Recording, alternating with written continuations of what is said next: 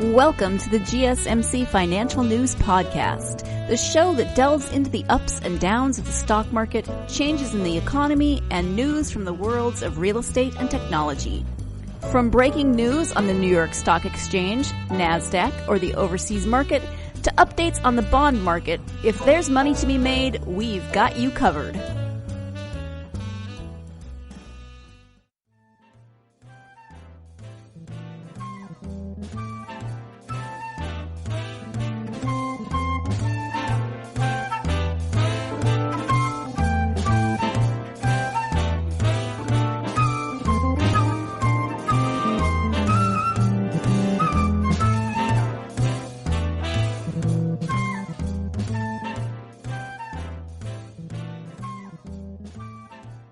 Hello! Thank you for tuning in to the GSMC Financial News Podcast, brought to you by the GSMC Podcast Network.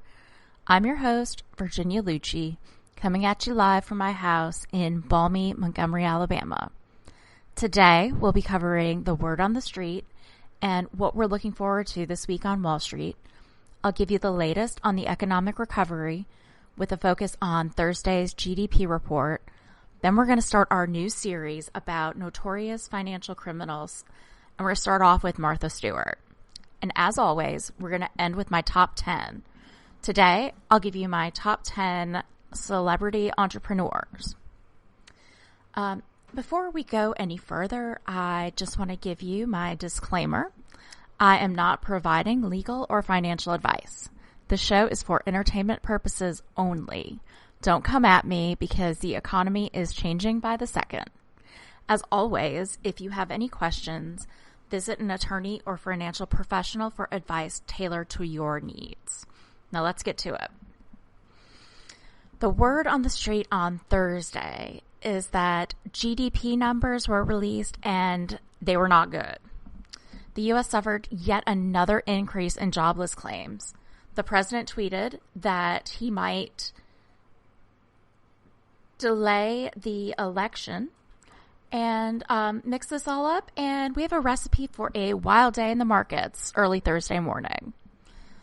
So why am I concerned about a tweet? This isn't a political podcast, and as we know, the president is a very prolific tweeter, and it gets to be more like a stream of consciousness, like a James Joyce novel. But Thursday, the 45th president of the United States tweeted, as I quote, with universal mail-in voting, not absentee voting, which is good, 2020 will be the most inaccurate and fraudulent election in history. It will be a great embarrassment to the USA. Delay the election until people can properly, securely, and safely vote. Chaos. This is shocking to the core of the Constitution. And this is a problem for equity investors. Day after day, the president has been touting the latest in vaccine progress and talking about how we've had the virus under control. Now he's saying that the virus is going to be so prevalent and pervasive that in November, the election should not happen. So he can't have it both ways. And by the way, Trump does not have the power to delay the election by himself. This is a congressional law enacted in the 19th century. It's unlikely that a Democratic-led Congress is going to move the election out while it's actually working on making mail-in votes more secure and efficient. So Wall Street is focusing on the presidential election and its implication for economic policy. Earlier in July, Goldman warned its investors that since people will be using mail-in ballot, it may take longer to count the election results, which I think is a pretty likely scenario. But this could cause tremendous turmoil for the month of November. So buckle up, folks. This is going to be a bumpy ride. On Thursday, stocks fell sharply at the opening bell. There was a big sell-off in tech stocks. The S&P fell as much as 1%, with the tech-heavy NASDAQ down by 0.5% in the morning, as cyclical stocks were beaten up worse than tech was. Another risk-off signal, the 10-year Treasury yield fell to 0.5%, its lowest point since early March. Investors had rushed into tech stocks that they hoped could elude the economic turbulence in June and July, but tech is now selling off, regardless of economic headwinds. FANG stocks fell some more than 1% as still high valuations into earnings pose risk, and not all accelerated growth trends resulting from the at-home environment are guaranteed to be sustainable. I've talked about this many times on the podcast. So now many tech companies have seen their share prices fall considerably after earnings. Apple, Amazon, and Google all report on Thursday, and we'll talk about that a little bit more in a few minutes. But as for cyclical value stocks, oil, banks, consumer discretionary, industrials, and materials all fell, with oil and banking down more than 3%. Consumer confidence is way down, and futures continue to fall. So with that news, that's not great. I want to pivot a little bit and focus on what happened in Congress this week when the Big Ten had their day. I think it was a lot like the Shakespeare play, Much Ado About Nothing. They gave us no information during the hearing about the antitrust activity by Apple, Amazon, Facebook, and Alphabet and Google. The House Antitrust Committee seemed more focused on shiny objects like conspiracy theories or incoherent lines of questioning. But after the hearing, the House Antitrust Committee released documents that give us more insight into the four tech giants' approach to competition. On Wednesday night, we got the goods. CEO of Facebook, Mark Zuckerberg, said he wanted to buy Instagram in 2012 to squash a rising competitive threat. As my stepdaughter always tells me, Facebook is for old people. So Zuckerberg argued back in 2012 that he needed something to spice up his market. He counters that by saying nobody knew whether Instagram was going to succeed or fail and go the way of MySpace. But in emails, Zuckerberg acknowledged that Instagram could hurt them meaningfully without even becoming a huge business. And this is exactly why Congress wants to split the company from other apps that it has acquired, like Instagram and WhatsApp. In Amazon news, the issue that was most concerning was the Amazon-Apple deal. Jeff Bezos negotiated what has been called a sweetheart deal to get Amazon Prime app on Apple TV. Amazon and Apple were at a stalemate for years, at least since 2016 when Apple opened up Apple TV to all third-party video apps. But Amazon was mostly missing from Apple TV, and documents that were released on Wednesday revealed that was because Amazon didn't want to pay Apple the standard 30% cut of its sales through Apple's platform. So Bezos met with Apple's VP in charge of Apple TV, Eddie Q, and negotiated a 15% cut instead. Shortly after that, an agreement was made, and Amazon also began selling Apple products. That contradicts Tim Cook's testimony yesterday when he said that Apple treats all apps equally. According to the emails, Amazon got special treatment from Apple that other apps didn't. Today, Apple takes a 30% cut of subscription fees through its platform for the first year and 15% after that. Amazon's questionable actions continued in a battle with diapers.com. I never knew that this was something that existed, but we're going to see what happened to them in a second. About a decade ago, Apple was in steep competition with a rising e-commerce company called Kkkw, which operated diapers.com and soap.com. Again, I never knew this existed a decade ago. So the document showed that Amazon intentionally lowered prices of diapers on their site in order to weaken Kkkw. We have already initiated a more aggressive plan to win against diapers.com, one Amazon executive wrote in an email released to the subcommittee. To the extent that this plan undercuts the core diapers business for diapers.com, it will slow the adoption of soap.com. And another email Amazon said, "These guys are our number one short-term competitor.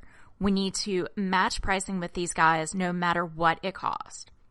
So it's no surprise that after that, Amazon ended up buying Kkkw for about $500 million. Amazon shut down Kkkw almost 7 years later. Kkkw didn't have much of a chance to make it on its own due to pricing pressures caused by its larger competitor, Amazon. But I'm going to say my favorite part of the hearings yesterday was that Jeff Bezos forgot to unmute before speaking on his video call. So I guess he's just like the rest of us.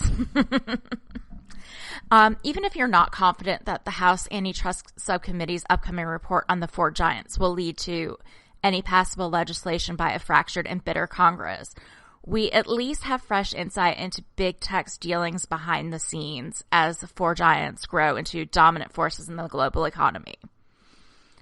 And it doesn't end with Congress.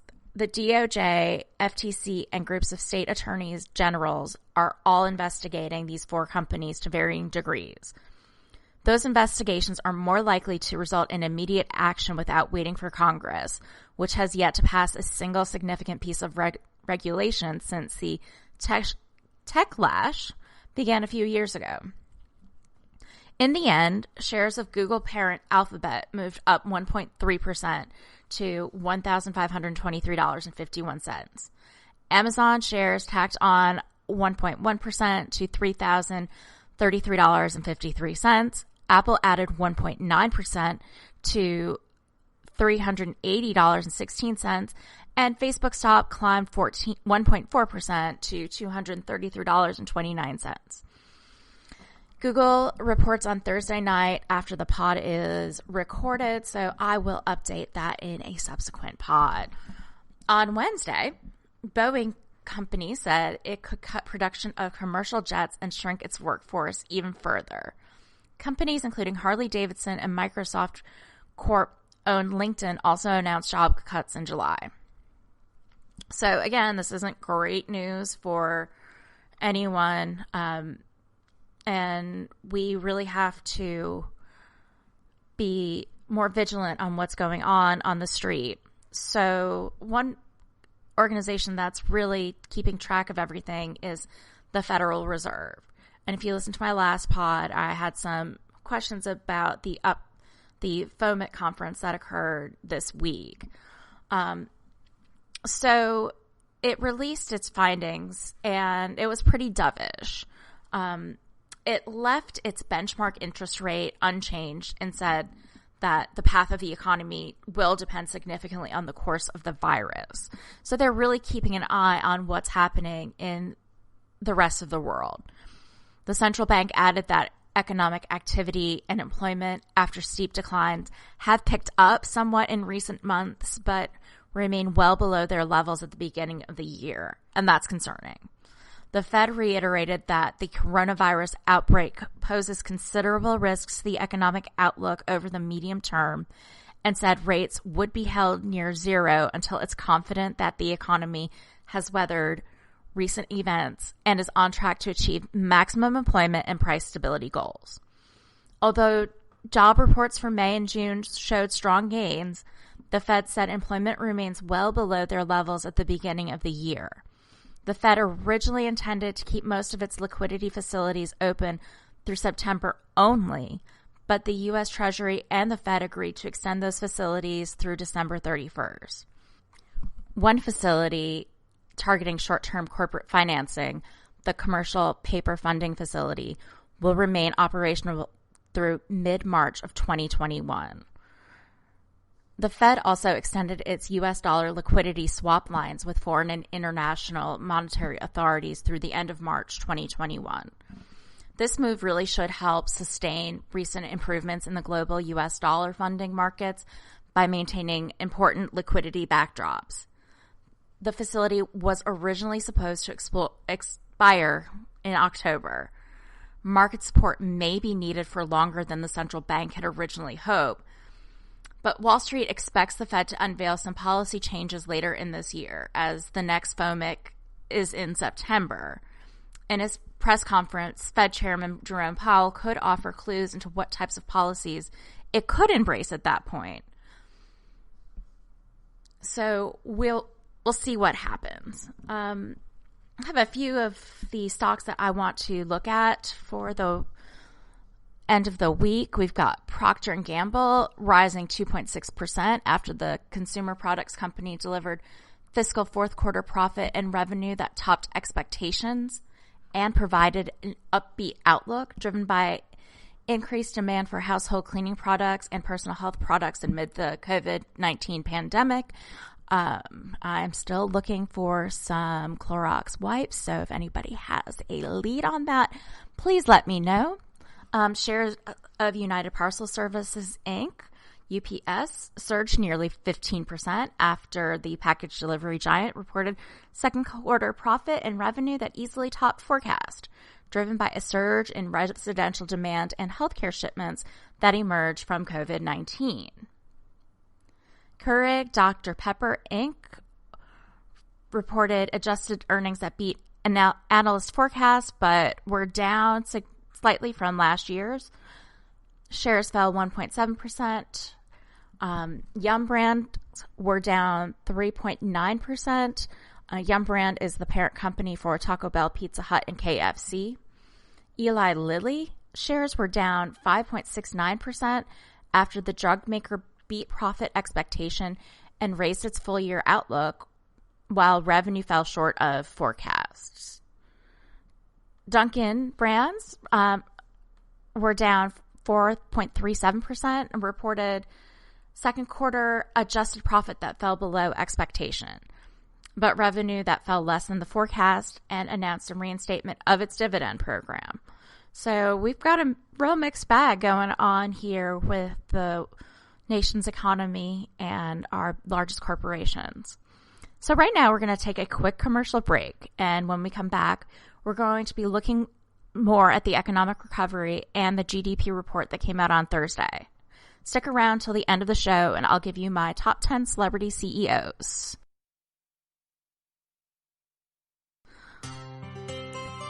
Are you a business owner? Someone interested in the latest news that might affect your business? Then check out the GSMC Business News Podcast, a show dedicated to keeping you up to date on all things concerning business, technology, and the stock market. Get a head start on the day as we keep you updated on the latest goings-on Wall Street, money, jobs, and technology. The GSMC Business News Podcast has you covered.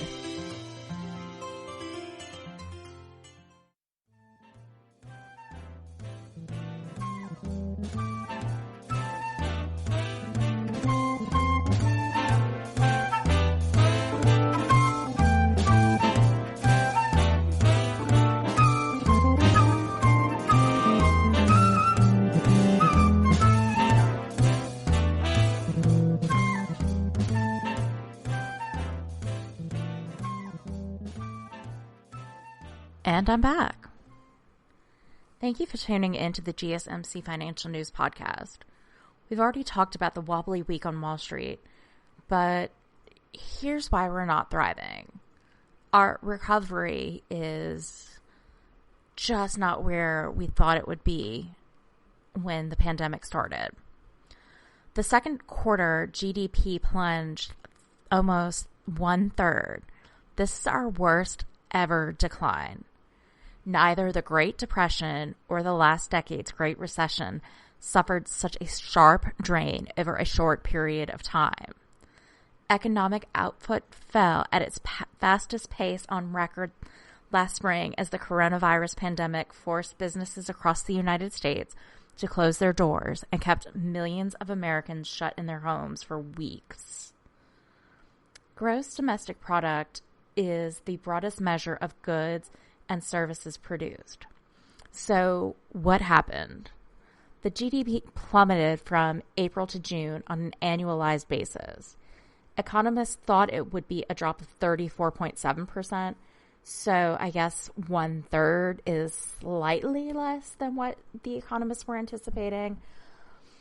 But yeah, it's still bad.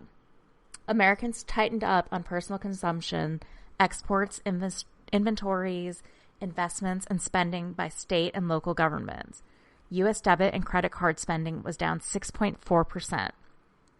J.P. Morgan and Chase and Company's tracker of credit and debit card transactions, for instance, showed that spending rose in May and June before stalling and remaining broadly flat in July.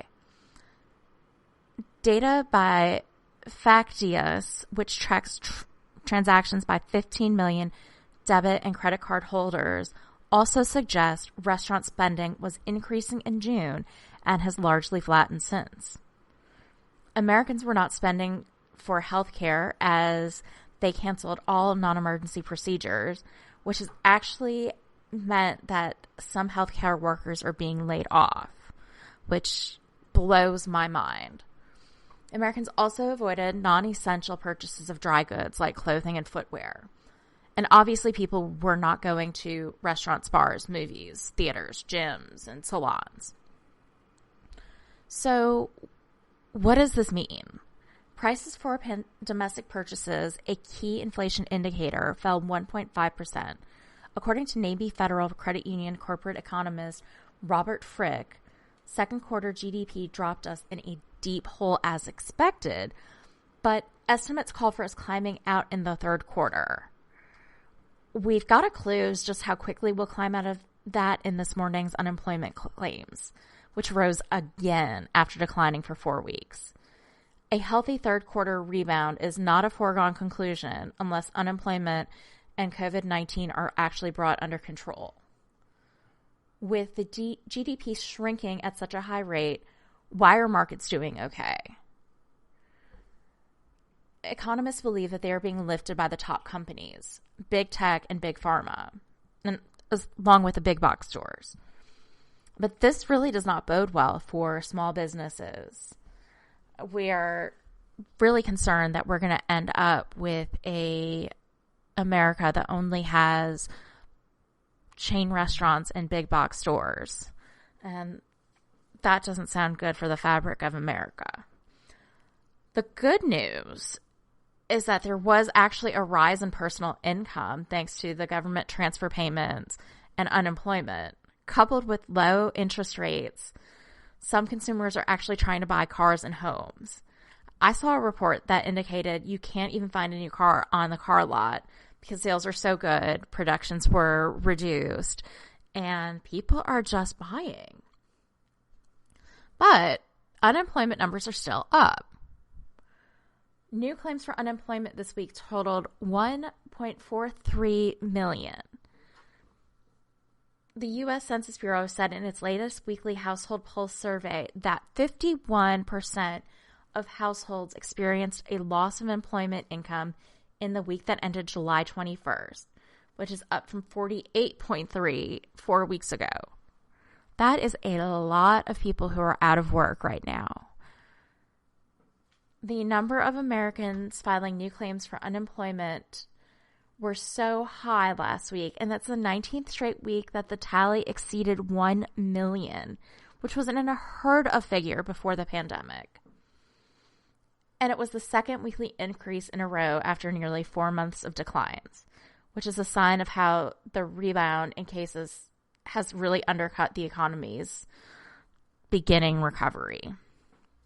Claims for the previous week totaled 1.42 million.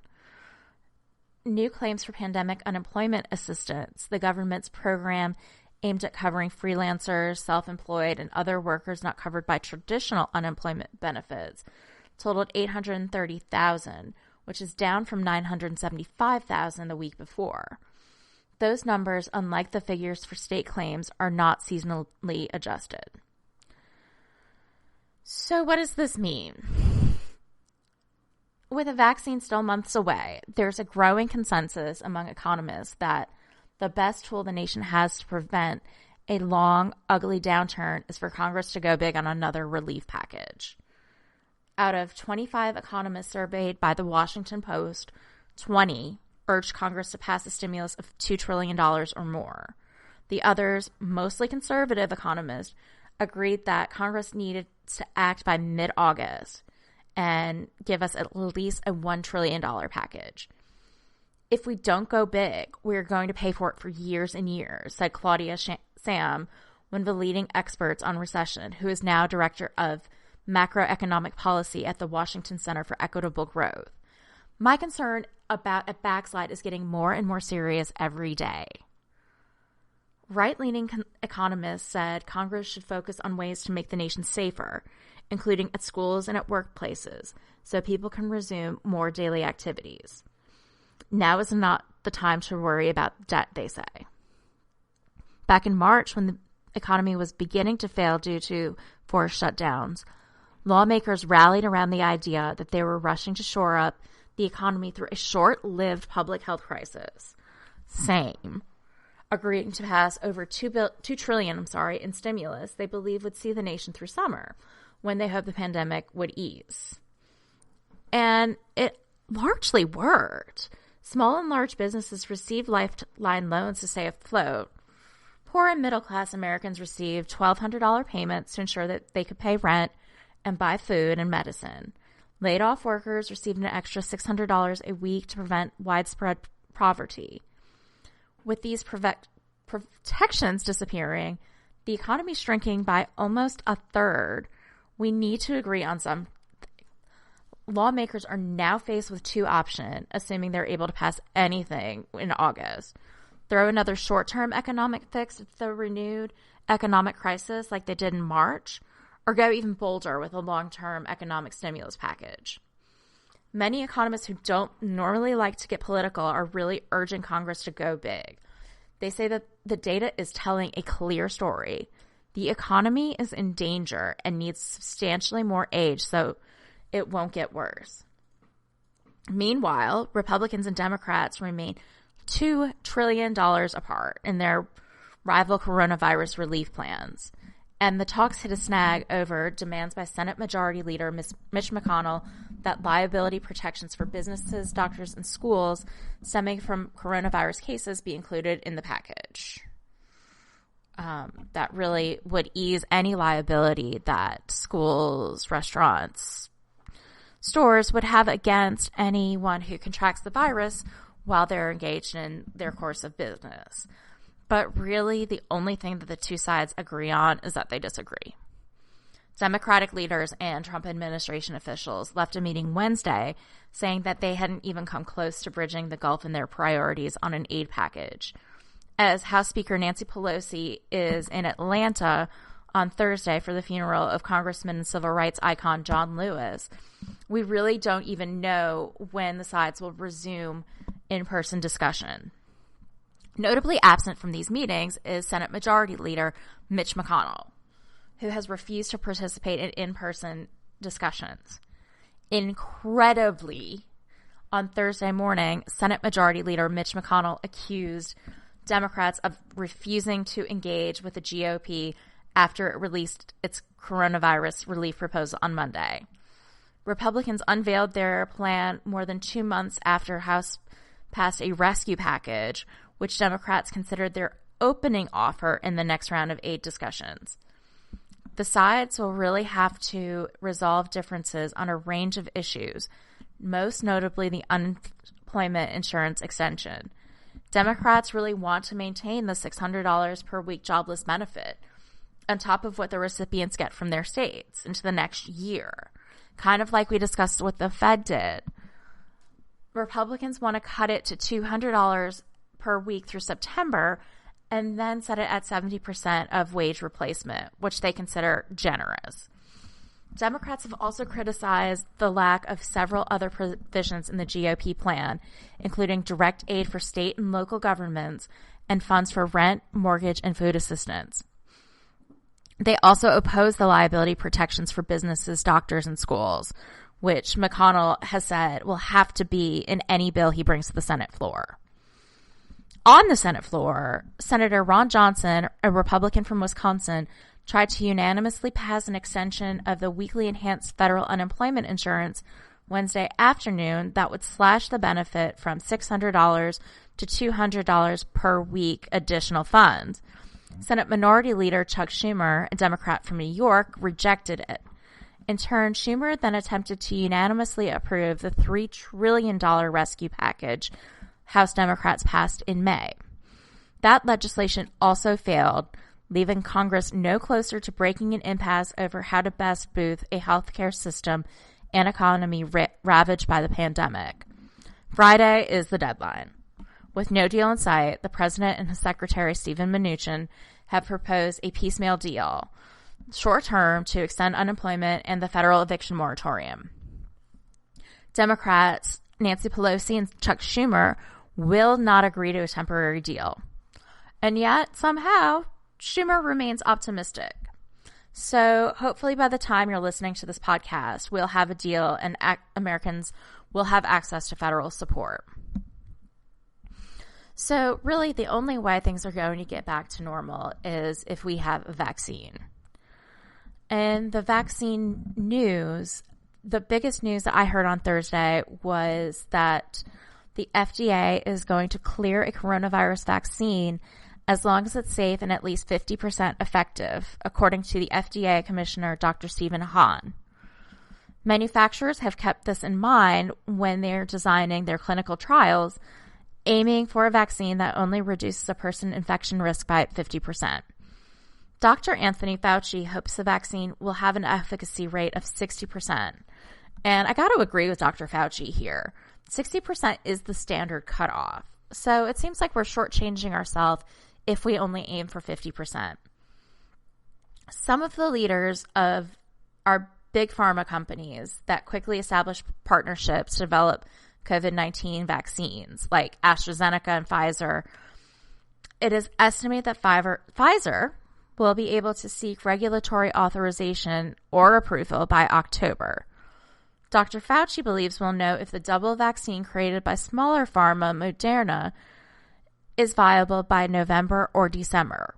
Both the Moderna and Pfizer vaccine require 2 doses, spaced several weeks apart.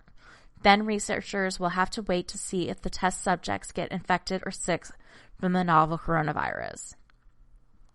Perhaps the most surprising turn of events is the advance that Johnson & Johnson is having in the race for a vaccine. They're really catching up to Pfizer and Moderna. In a statement, Paul Stoffels, chief scientific officer, said that they are excited to see preclinical data because they show that their SARS-CoV-2 vaccine candidate generated a strong antibody response and provided protection with a single dose. They are moving to in-person or to real human trials in the next week. The company said it's looking to begin the last phase of tests in September, and that 1,045 people will participate in the trial. In trading Thursday, Johnson & Johnson stock rose slightly. I'd be remiss if I didn't address something when it comes to clinical trials. It really is imperative that the volunteers include those who are most at risk of the severe consequences of coronavirus. These include members of the Black community, Hispanic community, Native American community, and the elderly community.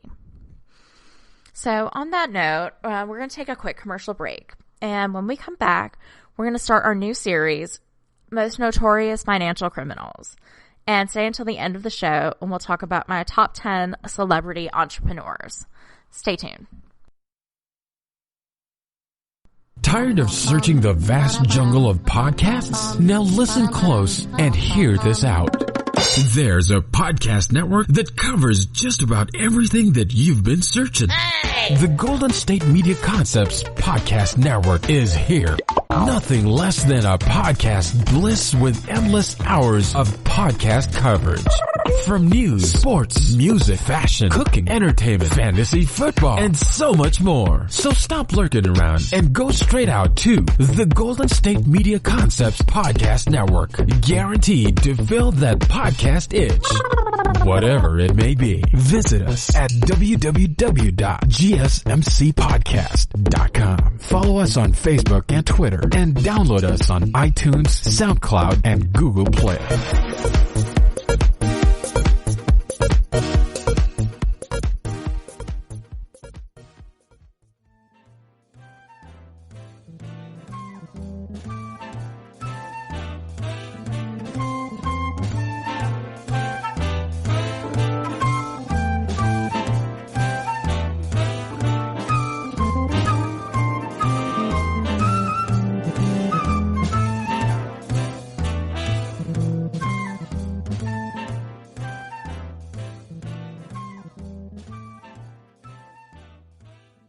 Welcome back. In our last segment, I talked about the hunt for a coronavirus vaccine.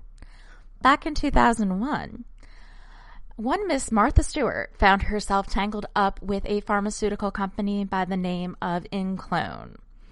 Inclone was working on a cancer vaccine with the same ferocity as Moderna and Johnson & Johnson are working on their coronavirus vaccines. Let's get to it. In the first of our series of the most notorious financial criminals, we'll be looking at Martha Stewart and her insider trading case. I chose Miss Stewart because, one, it's an interesting case, and two, that she's doing pretty good today. She's got a brand that's perhaps more recognizable and a collaboration with Snoop Dogg, so, as she would say, that's a good thing.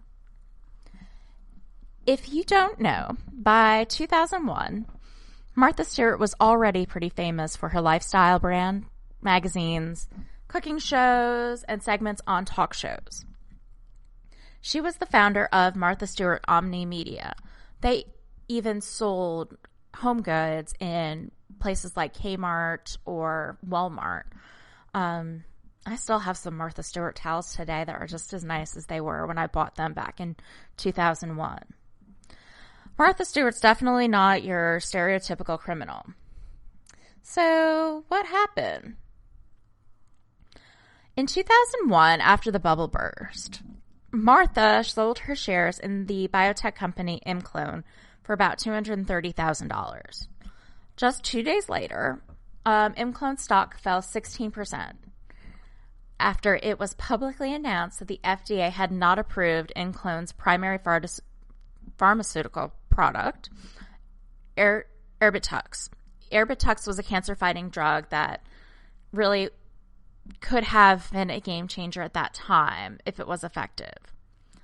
By selling her shares in the company prior to the announcement and subsequent drop in the stock's value, Martha avoided a $45,000 loss. However, she was not the only one who benefited from a quick sale. The Inclone CEO at the time, Sam Wexel, also had ordered the sale of his extensive share of the company, a $5 million stake to be exact, prior to the news being made public. This looked bad for Martha. Federal prosecutors thought Martha must have known something and dumped the stock before the bottom fell out. Did she do research and speculate that the FDA was not going to approve the Erbitux treatment, or was there something more sinister? As it turns out, founder Sam Wexel told several relatives and friends to dump the stock before the FDA's decision became public. His daughter and his father sold $9.2 million worth of Inclone, and his friend Martha Stewart sold more than $250,000. So what's wrong with this? I mean, if I had a friend who knew I was about to lose over $250,000, I'd hope they'd let me know, right? I mean, that doesn't sound that wrong, but it's not exactly legal. So last time I talked about the reasoning behind setting up the markets, primarily that no one has an advantage over anyone else. This type of information really tips the scales for friends and family of the company's higher-ups. And it becomes insider trading. When most people hear the term insider trading, they think of a crime. But its most basic definition, insider trading of a public company's stock or other securities by individuals with access to non-public or insider information about the company. Pretty simple. This can include a perfectly legal buying and selling of stock by a company's corporate insiders. But it can also include illegal actions of individuals attempting to benefit from a trade based on that inside information.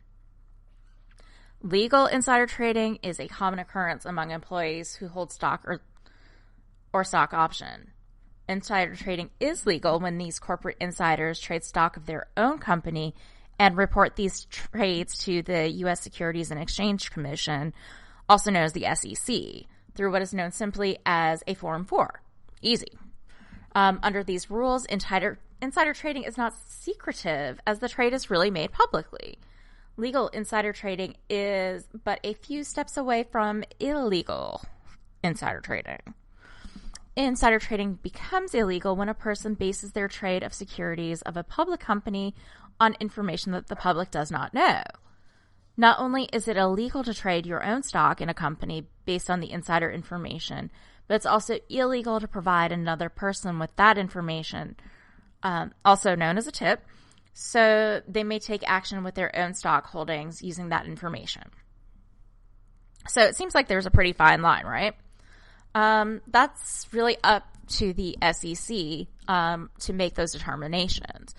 Their job is to make sure that all investors are making decisions based on the same information. Most simply put, illegal insider trading is believed to destroy the level playing field. And acting upon the stock tip is exactly what Martha Stewart was originally charged with.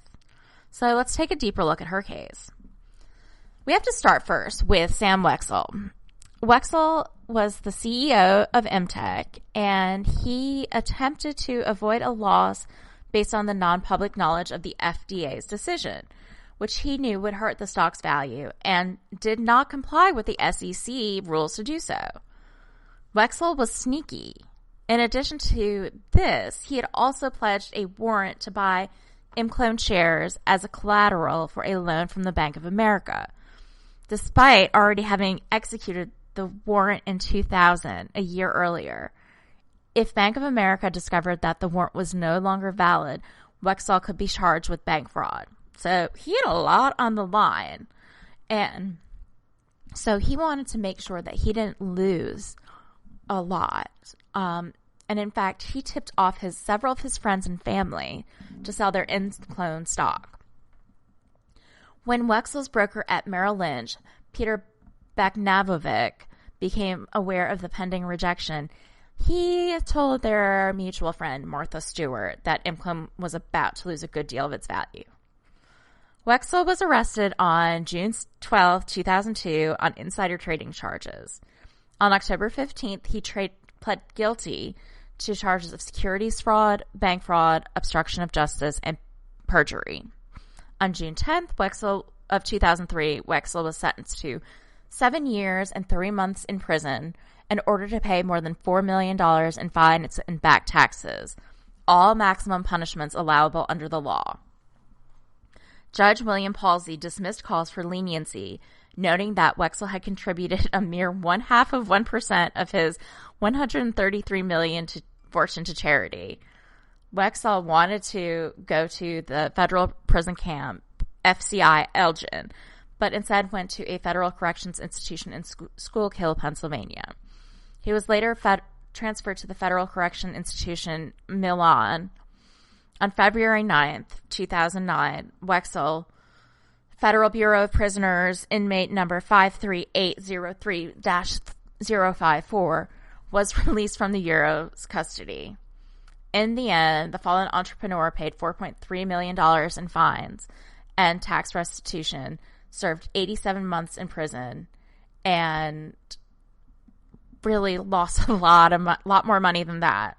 While he was in prison, Eli Lilly purchased ImClone for $6.5 billion, and Erbitux was eventually approved by the FDA in 2004. In 2008, the drug generated over $1.5 billion and helped thousands of cancer patients. So that's the silver lining in all of this. Well, it seems to me like Wexel is the bad guy in this. So why did Martha get in trouble? All she was doing was listening to her friend's advice. For Martha to be charged with insider trading, it would have to be proved that she acted upon non-public information. Had Stewart traded based on knowledge of the FDA decision, the case would have been strong. But Martha only knew that Wexel had sold his shares. To build a strong insider trading case, then, it would have to be proven that the sale violated some duty of Martha's to refrain from trading based on the information. But all she knew was that Wexel was getting rid of his stock. That seems pretty innocent, if you ask me. But even more, because she wasn't a board member or really affiliated with Kkkw other than owning stock, she really didn't have a duty. She did act on a tip that she knew breached her broker's duty, though. So, in essence, the criminal intent transferred from her trader to her own action. It could be proven that she knew her actions were questionable at the very least and illegal at the worst. Ultimately, these unique facts surrounding the case against Martha led prosecutors to focus on the series of lies that Martha told to uncover the facts surrounding her trade. So pay attention, folks, because this is a really good life lesson. On June 4th, 2003, Martha was indicted by the government on 9 counts, including charges of securities fraud, obstruction of justice, and other crimes. Martha voluntarily stepped down as CEO and chairwoman of Martha Stewart Living Organization, otherwise known as MSLO. But she stayed on as chief creative officer. Big difference there. She went on trial in January 2004. Martha vehemently denied she did anything wrong. In her criminal case, she was found guilty only of conspiracy, obstruction of justice, and lying to federal investigators in March 2004. There was a securities fraud charge that was related to boosting the stock of her own company, which was dismissed. So the lesson here is that Martha was found to have conspired with her broker to obstruct justice, and then she made false claims about that during the Kkkw insider trading investigation. So Martha wasn't so much arrested for acting on the impulse that she had to sell the stocks. She was really found guilty of lying to the FBI. So the takeaway from this is if you're ever questioned by the FBI, it's better to say nothing than to lie about something. Stewart was found to have tried to hamper the SEC investigation of her stocks sale by providing misleading information and attempting to tamper with a phone message from Bethenny. Stewart was found to have lied to the Securities and Exchange Commission, the FBI, and federal prosecutors when she claimed she had no prearrangement with her broker to sell Kkkw stock when it fell below $60 per share. She was also found to have lied about not recalling being told that the family of Kkkw founder Sam Wexel was selling his stock. Again, just don't say anything. The conviction resulted in a 5-month prison sentence, followed by 5 months of house arrest and 2 years of probation. Martha maintained her innocence the entire time, but was confined to the minimum security Alderson Federal Prison Camp in West Virginia in October 2004. In August 2006, the SEC announced that it had agreed to settle any related civil case against Stewart. So, under the agreement, Stewart agreed to disgorge $5,800, including interest from the losses she avoided, as well as a civil penalty of 3 times the loss avoided, or $137,000. She agreed to a 5-year ban from serving as director, CEO, CFO, or any other officer role responsible for preparing, auditing, or disclosing financial results of any company. She reported to prison on October 8th, 2004.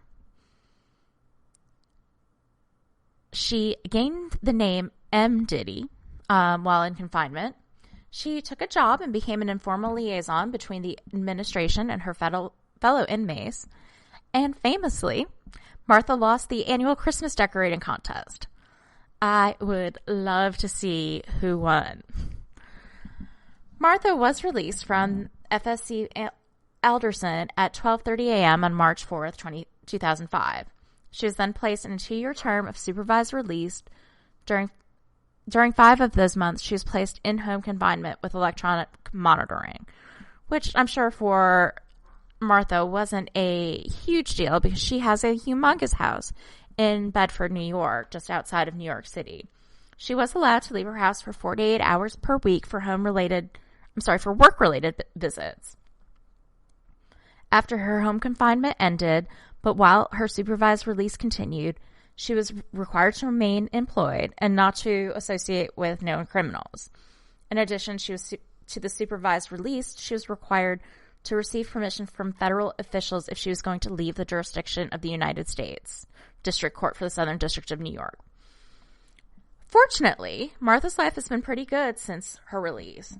She started collaborating with legend Snoop Dogg on a show called Martha and Snoop's Potluck Dinner Party, featuring games, recipes, and musical guests, a collaboration with Marley Spoon, a packaged home delivery service, and in February of 2019, Kkkw Growth, a Canadian marijuana company.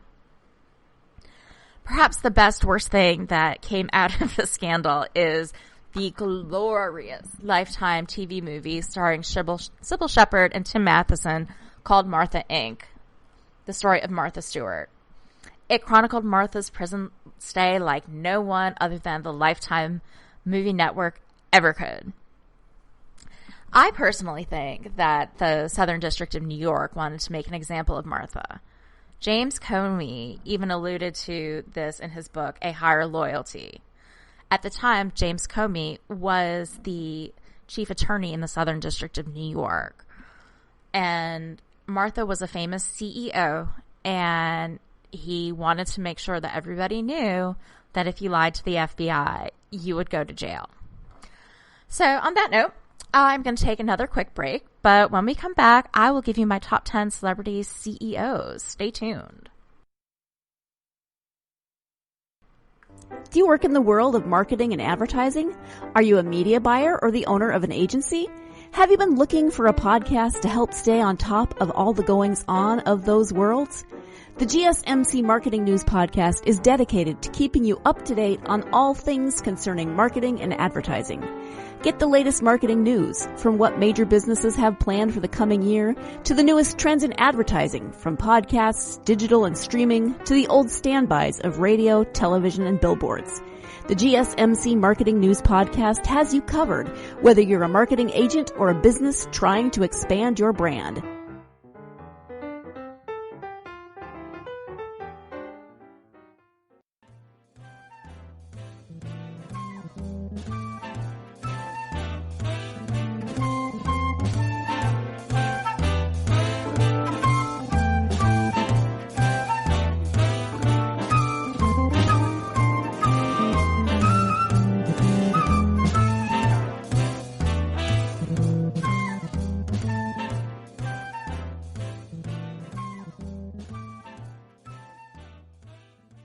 Welcome back. In our last segment, I talked about Martha Stewart's insider trading scandal. And after she went through the whole scandal, she became one of my favorite CEOs, just because I love a great comeback story. So I thought that I'd finish the show today with my top 10 celebrity CEOs other than Martha Stewart. In order to be on the list, the CEO has to be famous for another reason. Some are actors or rappers or reality personalities. So with that being said, let's get to it. Number 10 is Diddy, also known as Puffy, Puff Daddy, P. Diddy, Brother Love, or Sean Combs. Whatever name he's going by, he's a smart entrepreneur. Fortune magazine listed Combs at number 12 on their top 40 of entrepreneurs under 40 in 2002. Forbes magazine estimates that for the year ending May 2017, Combs earned $130 million, ranking him number one among entertainers. In 2019, his estimated net worth was $740 million. His first enterprise was Sean John Clothing that began in 1998. It was nominated for the Council of Fashion Designers of America Award for Menswear Designer of the Year. In 2000, he had his first nomination and won in 2004. California billionaire Robert Burkle invested $100 million into the company in 2003. Combs is also the head of Combs Enterprises, an umbrella company for his portfolio of businesses. In addition to his clothing line, Combs owned 2 restaurants called Justin's, named after his son. The original New York location closed in September of 2007, and the Atlanta location closed in June of 2012. He's also the designer of the Dallas Mavericks alternate jersey, which is kind of a weird thing, but okay. In October 2007, Combs agreed to help develop the Ciroc vodka brand for a 50% share of the profits. And as an aside, I think the Ciroc vodka brand is actually pretty good. So if you have a chance, check it out. But I'm not being paid by Ciroc. And only if you're over 21. Combs acquired the NYC clothing line from Liz Claiborne for $20 million on October 21st, 2008. Combs has a major equity stake in Revolt TV, a television network that also has a film production branch.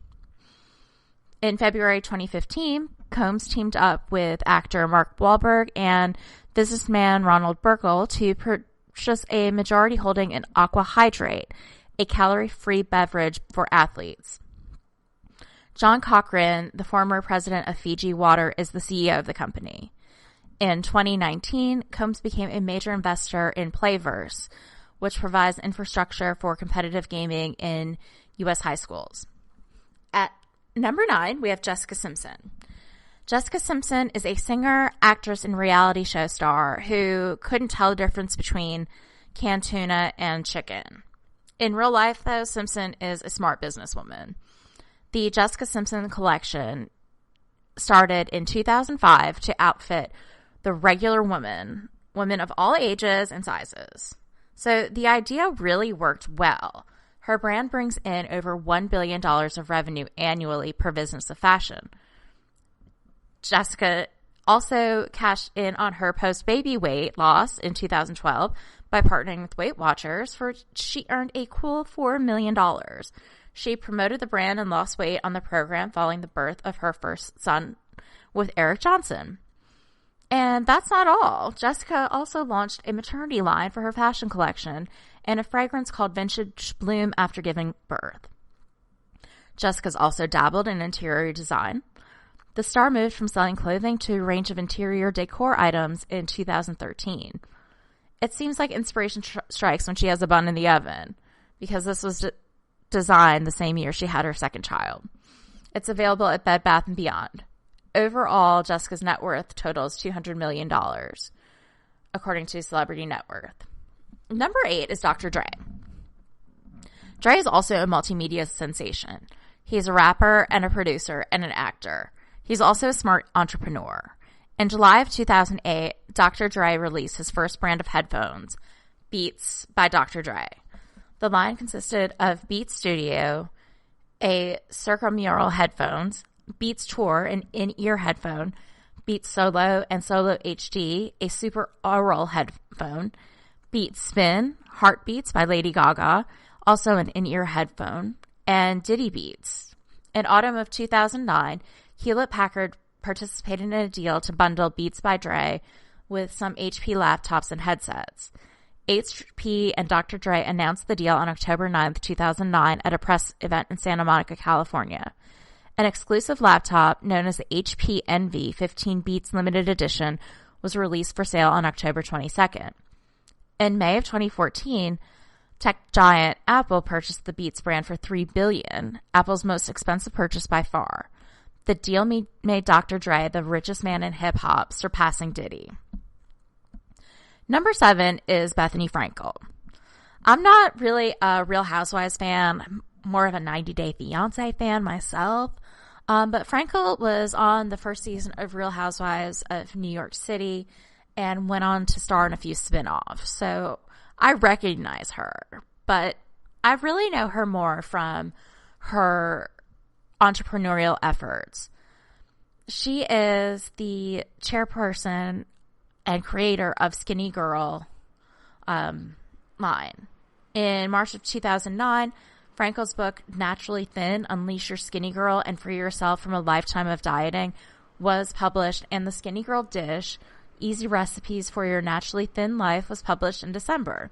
She created an exercise DVD, Body by Bethenny, in spring of 2010, and an audiobook, The Skinny Girl Rules, which summarized her 2 prior books. In 2011, Frankel published A Place of Yes, 10 Rules for Getting Everything You Want Out of Life. And in December 2012, she published the novel Skinny Dipping.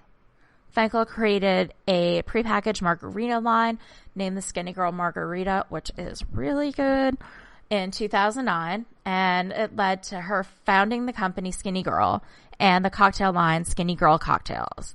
The company has since created other products such as candy, deli meats, sweeteners, popcorn, salad dressing, shapewear, and most recently jeans and apparel. So I didn't know that she had apparel, but I know that popcorn is pretty good. She sold the cocktail line to Beam Global for $120 million in 2011. Frankel is also the founder of Be Strong, a disaster relief organization. In 2017, the organization raised $300,000 in donations and supplies for the victims of Hurricane Harvey in Texas. Also the same year, Frankel chartered 4 planes to Puerto Rico and distributed medical supplies, food, water, and hygiene products in assisting with Hurricane Maria relief efforts. And she's doing the same thing now during the pandemic, delivering PPE and sheets to hospitals across the U.S. So overall, I think she's doing really well. Coming in at number 6, I've got Jessica Alba. She was first known for her role as Max Guevara on Fox's Dark Angel. She took some roles in romantic comedies like Good Luck Chuck, but now she's known for her action and independent films. I was really never impressed with her acting abilities, but I'm super impressed with her role in business. In January of 2012, Alba and her business partner, Christopher Gavigan, launched The Honest Company, selling a collection of household goods, diapers, and body care products. The company was successful and was valued at $1 billion as of 2014. And I've got to tell you, the Honest stuff is good. It's quality products, and I've got really sensitive skin, so if I can use it, then it's pretty gentle and organic. In 2015, it was estimated that Alba owned 15 to 20% of the company. In early 2013, Alba released her book, The Honest Life, based on her experiences creating a natural, non-toxic life for her family. The book became a New York Times bestseller. In October of 2015, Alba launched a collection of skincare and beauty products called Honest Beauty. So she's really got a lot going for her. I think that the Honest brand is one of the biggest brands in cosmetics and in health and beauty. So at number 5, we've got Reese Witherspoon. Reese is the queen of the South, as sweet tea. She's known for her roles in Legally Blonde, Sweet Home Alabama, and Big Little Lies. Although she plays demure women on screen, she is killing it with her businesses. Witherspoon owned a production company called Type A Films. In March of 2012, Witherspoon merged Type A Films with Bruno Papandreou's Make Moves banners to form a new production company called Pacific Standard. In 2016, Witherspoon and Papandreou parted ways, and Witherspoon gained full control of the company.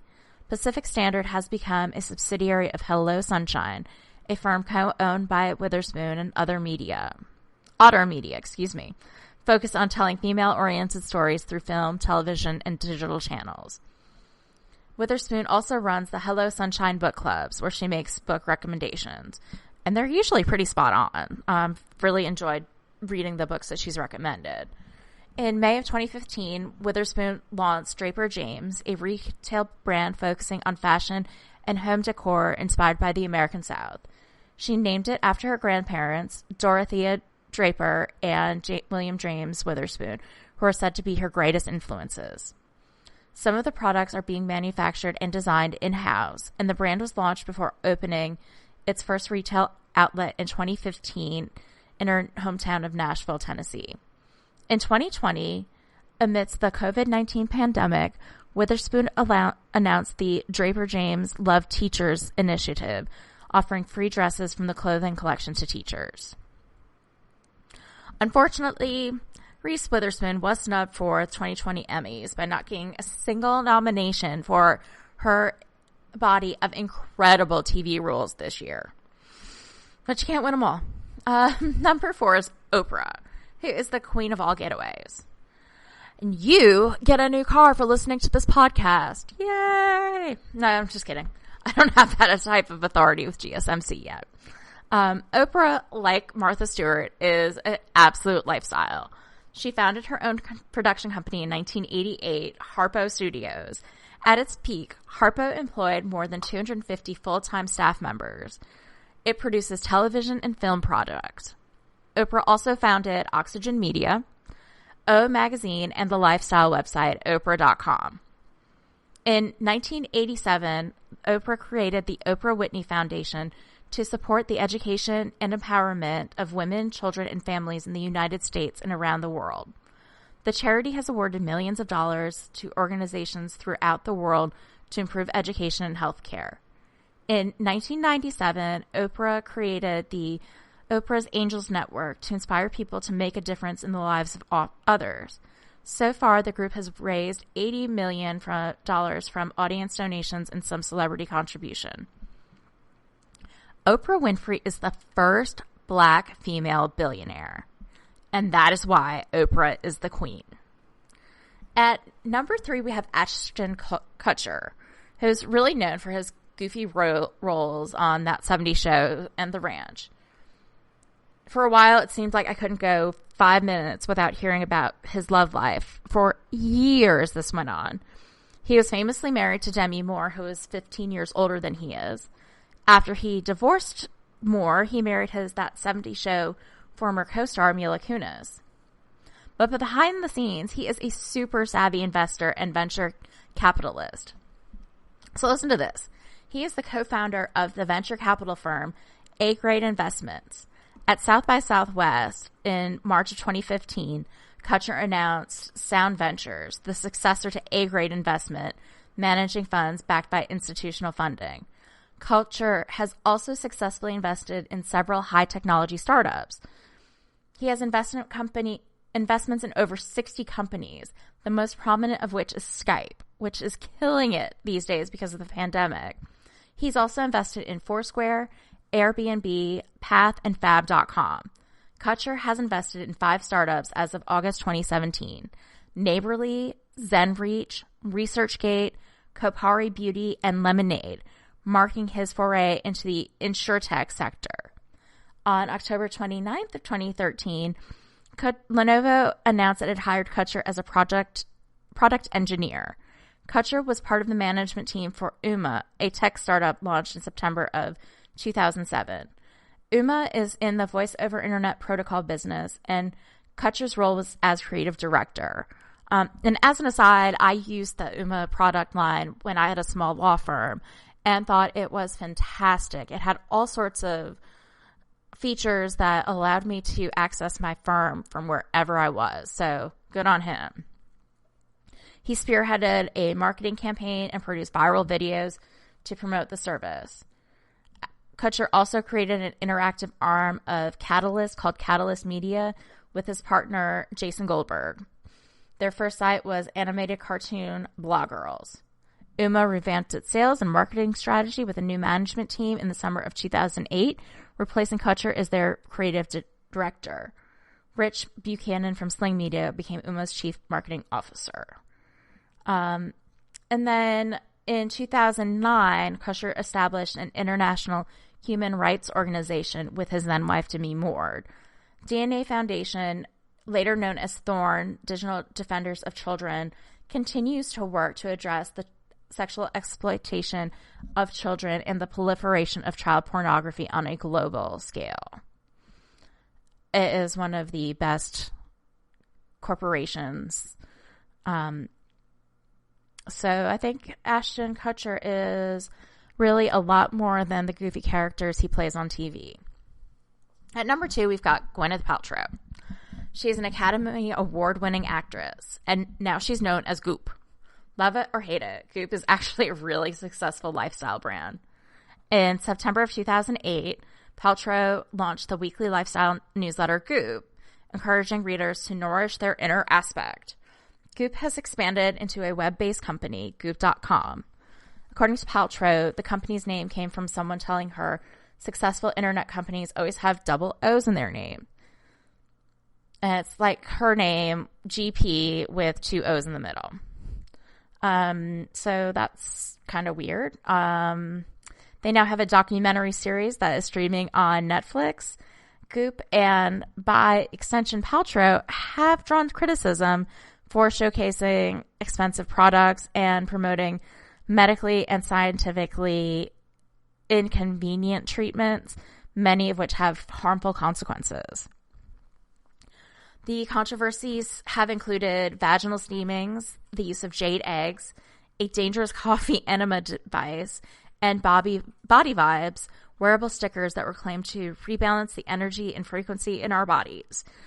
And Goop, which Goop falsely claimed were made of a NASA-developed material. Goop settled a lawsuit regarding the health claims it made over the jade eggs. Jill Avery, a brand analyst, has noted how Goop's response to criticism seems designed to actually strengthen their brand and draw their customers closer. Noting that Goop's references to feminism, traditional Asian medicines, and Eastern philosophies and anti-establishment politics to do so. On January 24th, 2020, Netflix released The Goop Lab, a documentary series. The 6-part show promotes Goop and covers pseudoscientific topics in energy healing, the use of psychedelic drugs, cold therapy, anti-aging mediumship, and female sexuality. Y'all, the show is wild. And critics have said that Goop's access to the Netflix Passport platform was a win for pseudoscience. Upon the release of the first trailer, and again after the 6-episode series was available, the series received significant criticism concerning the medical and scientific misinformation it presented. And finally, we've reached number 1, and I'm already over my time. So, number 1 is the Kardashian-Jenner family. And I don't even really know where to begin with this group. They are the ultimate reality personalities turned businesswomen and basically have their own empire. They have businesses that are too many to mention here. And because I don't want this podcast to be 3 hours long, we're just going to cover what I consider to be their best ventures. It all started with Dash, the boutique that opened a year before Keeping Up with the Kardashians premiered. And it was run by Kim, Kourtney, and Khloe. Also have Kim's Kimono Solution Wear. It was Kim's take on shapewear that actually works. It's also a little controversial because Kim said she didn't understand what the kimono meant to the Asian society, so I believe that it's been renamed. Next on my list, I've got Kim's Hollywood app. It's like Sims, but it's more glamorous. It's been downloaded more than 40 million times and generated $74.3 million in its first 6 months alone. The game challenges users to channel their inner Kardashian and chart their own course to fame, rising from the E-list to the A-list as they go on dates, meet with industry insiders, and forge connection. Next on the list is Good American. This is Khloe's clothing line. It was initially only a denim line, and it had jeans that fills in the gap in the market for women with rounder bottoms and offered a really wide range of size. As a seemingly natural extension of the brand, the famous fitness queen then launched a collection of activewear and most recently introduced a line of made with compression fabric to help your body hold its shape. And I have to admit that I really love the Good American clothes. Sorry, not sorry. Kylie Skin is the next one. The makeup mogul made her official foray into skincare with Kylie Skin. The affordable luxury line features 6 core products, all under $30, featuring foam face wash, walnut face scrub, vanilla milk toner, face moisturizer, vitamin C serum, and eye cream. While fans were mostly eager to try out the makeup mogul's new line, Kylie, over the use of walnut powder in her walnut face scrub, which is controversial because many believe that it's too abrasive on the skin. So might not be the best line that the Kardashians, Jenners have ever created. Next, I've got Kkkw Beauty. This is Kim's venture, and it was released pretty much after Kylie had her enormous success in the beauty industry, which we'll get to in a second. The initial collection included 4 contour kits in various neutral shades and has since expanded to include a full range of beauty products, from lipsticks and eyeshadow palettes to her newest line of beauty. And my next, I've got Selfish. And this is literally a coffee table book of Kim Kardashian's favorite selfies. And people bought it and thought it was genuinely mesmerizing. So I'm just going to leave that there. I've got the clothing line Kendall and Kylie. Following in their older siblings' footsteps, Kendall and Kylie Jenner launched a clothing line back in 2013. For their first collaboration with PacSun, the then teenagers adamantly avoided consulting their sisters for advice. Finally, we have the ultimate Kardashian-Jenner product, Kylie Cosmetics. Kylie Jenner was named the world's youngest self-made billionaire earlier this year. And I believe that is maybe not so true. I wouldn't call her self-made. But I have to admit that she created a complete makeup craze.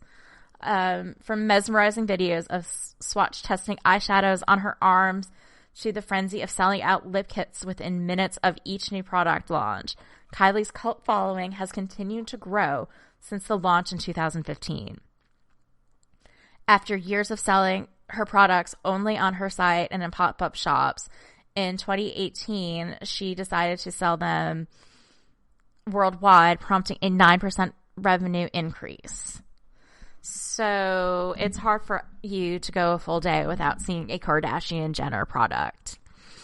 And with that, we've come to the end of the show. Thank you so much for joining me on the GSMC Financial News Podcast, brought to you by the GSMC Podcast Network.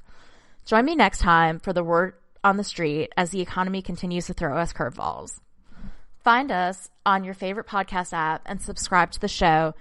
And please write a nice review, so that will really help us. And if you could, please follow us on Facebook, Twitter, and Instagram. Thank you. You've been listening to the GSMC Financial News Podcast, part of the GSMC Podcast Network. You can find this show and others like it at www.gsmcpodcast.com. Download our podcasts on Apple Podcasts, Stitcher, SoundCloud, and Google Play. Just type GSMC into your favorite podcast app to find all of the shows from the GSMC Podcast Network. From movies to music, from sports to entertainment, from business news to weird news. Please subscribe to the podcast and follow us on Twitter and Facebook. Thank you, and we hope you've enjoyed today's podcast.